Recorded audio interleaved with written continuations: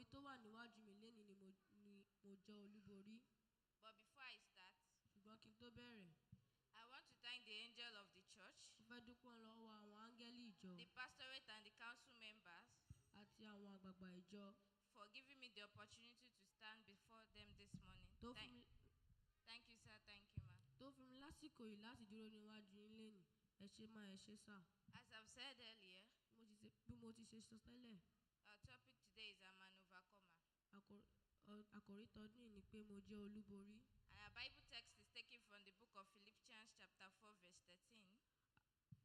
Ibi kíkà wa ni ìwé Fílípì orí 4 ẹsẹ̀ 13. And 1 Samuel chapter 17 verse 45. Àti Sámúẹ́lì kìíní orí 17 ẹsẹ̀ 45.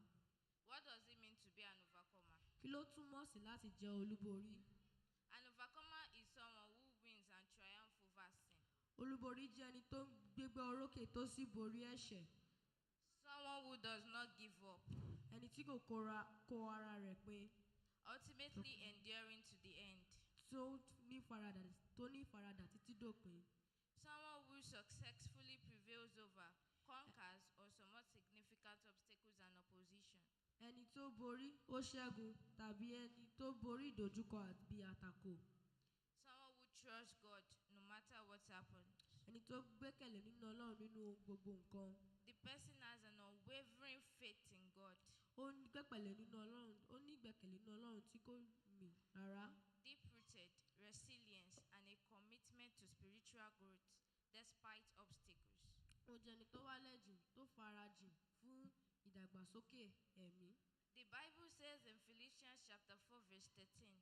Bíbélì sọ pé nínú ìwé Fílípì orí 4. I can do all things through Christ that strengthens me.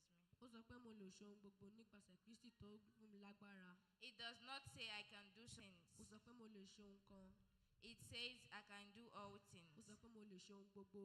That means when school work is hard, ó túmọ̀ sí pé nígbà tí iṣẹ́ iléèwé bá le jù. You say to yourself, I can overcome. Ẹ sọ fún wa rí pé mo lè borí. When I feel afraid, nígbà tẹ́rù bá ń bà mí. Say to yourself, I can overcome. Mo lè borí. When someone laughs at me, nígbà tí wọ́n bá fi mí ṣe yẹ̀yẹ́. I can overcome. Mo lè borí. And when I feel small, nígbà tí mo rò pé mo kéré. You say I can overcome. Mo lè borí. Not because I am strong. Kì í ṣe pé mo lágbára. But because Jesus makes me strong. Ṣùgbọ́n Jésù ló fún mi lágbára. Let us now consider some Bible characters of men who were overcomers. Ẹ jẹ́ ká ṣàgbéyẹ̀wò wọn àti àwọn èèyàn nínú Bíbélì tó jẹ́ olúborí. We have Joseph. A ní Jósẹ́fù. The story can be found in the book of Genesis chapter 39 to chapter 42. A lè rí tán nínú ìwé Genesis orí 19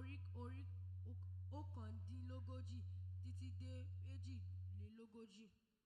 Joseph was betrayed by his own brothers. Àwọn ẹ̀gbọ́n Jósẹ́fù dalẹ̀ rẹ̀. He was even enslaved. Wọ́n mú ní ẹrú. But he later became a ruler. Ṣùgbọ́n ó padà di ẹni tó jọba.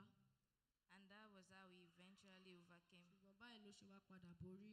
We also have the 3 Hebrew boys. A sì ní àwọn arákùnrin Hébérù 3. That story can be found in the book of Daniel chapter 3. A lè rí tán nínú ìwé Dáníẹ́lì orí 3. And I would like someone to read it for us. Mo dẹ̀ fẹ́ kí ẹnìkan kó bá wa kà á. Media, please. Nebuchadnezzar the king made an image of gold, whose height was 60 cubits, and the breadth thereof 6 cubits. He set it up in the plain of Dura, in the province of Babylon. We all know this story. King Nebuchadnezzar made an unknown image and asked everyone to bow to it and worship it. But the 3 Hebrew boys, who trusted in their God, Shadrach, Meshach, and Abednego, they did not bow down to the image. Even though they were thrown into fire, but Jesus came to rescue them. And that was how they overcame. We also have Daniel in the lion's den. The story can be found in Daniel chapter 6. A lè rí tàn nínú ìwé Dáníẹ́lì orí kẹfà. Daniel was thrown into the lion's den A jù Dáníẹ́lì sínú ihò kìnìún. because of an unnecessary law Ṣùgbọ́n nípasẹ̀ òfin tí kò nítumọ̀ that was made tó ṣe that everyone should not look up to God or worship God for the next 30 days. kí ẹnìkankan má gbàdúrà sọ́lọ́run fún ọgbọ̀n ọjọ́. But Daniel also has faith in God and he trusts his God. Ṣùgbọ́n Dáníẹ́lì gbẹ́kẹ̀lé nínú Ọlọ́run. He went into his room, Ó wọ sínú yàrá rẹ̀. closed the door, Ó pa opened his window ilẹ̀kùn rẹ̀ dé. and prayed to God. Ó ṣí fèrèsé rẹ̀, ó dẹ̀ sì gbàdúrà And the sọ́lọ́run. people that made the law came to carry him to the king. Àwọn èèyàn tó ń ṣe òfin yìí, wọ́n gbé Dáníẹ́lì lọ sọ́dọ̀ ọba. Daniel was thrown into the lion's den. Wọ́n jù Dáníẹ́lì sínú kìnìún. Even the next day, Ní ọjọ́ kejì, King Cyrus woke up hastily to go and see how the lion will have beaten Daniel. Ìdárọ̀sù dẹ̀ dìde lówùúrọ̀ kejì láti lọ wo bí àwọn kìnìún sì ti jẹ But Dáníẹ́lì. to his surprise, Sí ìyàlẹ́nu rẹ̀, he met Daniel hale and healthy. ó bá Dáníẹ́lì nínú ìlera ọrọ̀. He asked him to come out. Ó sọ pé kó jáde. And he asked him how the lion did not eat him or deal with him. Ó béèrè pé báwo ni káwọn kìnìún kò ṣe jẹ And ìwọ Daniel Dáníẹ́lì. replied and said, Dáníẹ́lì jẹ́ sì sọ pé The God which I serve Ọlọ́run tí mò ń sìn, has sent an angel ó ti rán áńgẹ́lì rẹ̀ to close the mouth of the lion. láti pa àwọn ẹnu kìnìún mọ́.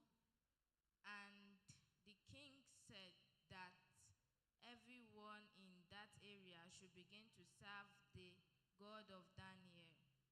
Ọba dẹ̀ sì ṣe òfin pé kí gbogbo èèyàn tó ń gbé lágbègbè láti máa sin Dáníẹ́lì tọ́lọ́run sìn. And tí that Ọlọ́run was how he Dáníẹ́lì sìn. overcame. Àdá báyẹn ló ṣe borí. We also have Brother Paul. A sì ní arákùnrin Pọ́ọ̀lù. The story can be found in the book of Acts chapter 9. A lè rí tán nínú ìwé iṣẹ́ àwọn àpọ́stélì orí Paul was kẹsàn-án. imprisoned Wọ́n jù Paul sínú ẹ̀wọ̀n.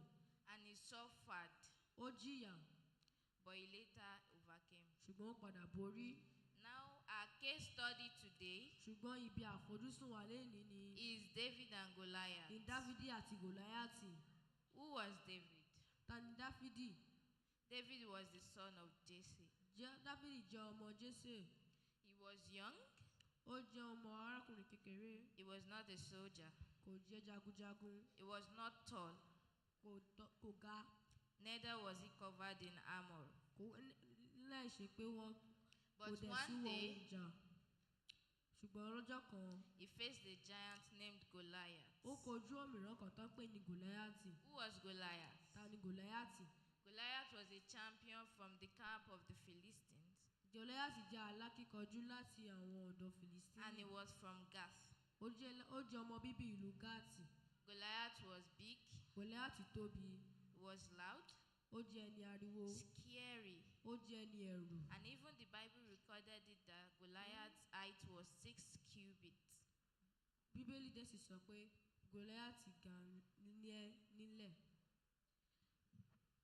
David's brothers Àwọn ẹ̀gbọ́n Dáfídì were in the battlefield wọ́n wà ní ojú ogun facing the Philistines too. tó kojú àwọn Fìlísítínì.